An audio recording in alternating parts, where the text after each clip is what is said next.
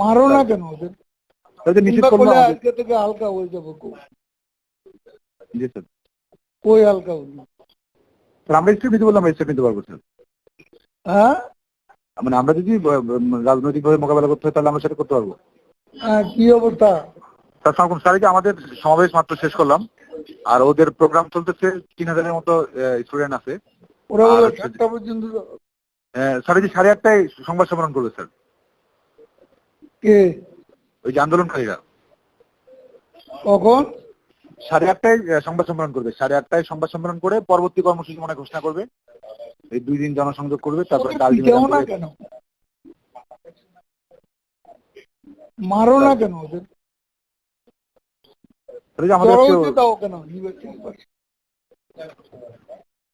নিষেধ করলো আমাদের। আজকে থেকে হালকা হয়ে যাবো। জি স্যার। কই হালকা হইল? জি স্যার, জমায়েত আজকে ভালো বেশি ছিল স্যার।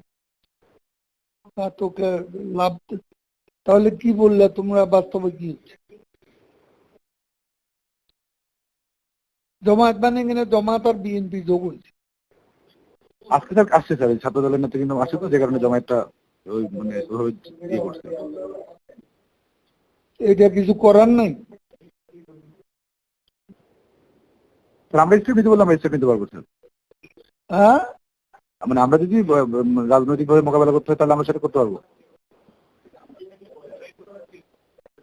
আজকে স্যার যে আমাদের নিষেধ করলো, শাহবাগের দিকে যেতেও তো আমাদেরকে নিষেধ করলো, বারবার ফোন দিয়ে বললো যে শাহবাগের দিকে বা অন্যদিকে আমরা যেন না যাই, বা ওদের মুখোমুখি যেন না হয়, এটাই তো বারবার বলতেছিল। স্যার যে আমরা যেন ওদের মুখোমুখি না যাই, এটার জন্য বারবার আমাদেরকে বলতেছিল আজকে। কে বলতেছে? এই ফোন দিয়েছিল সবাই, আমাদের পুলিশ প্লাস বিপ্লব দল যোগাযোগ করছিল।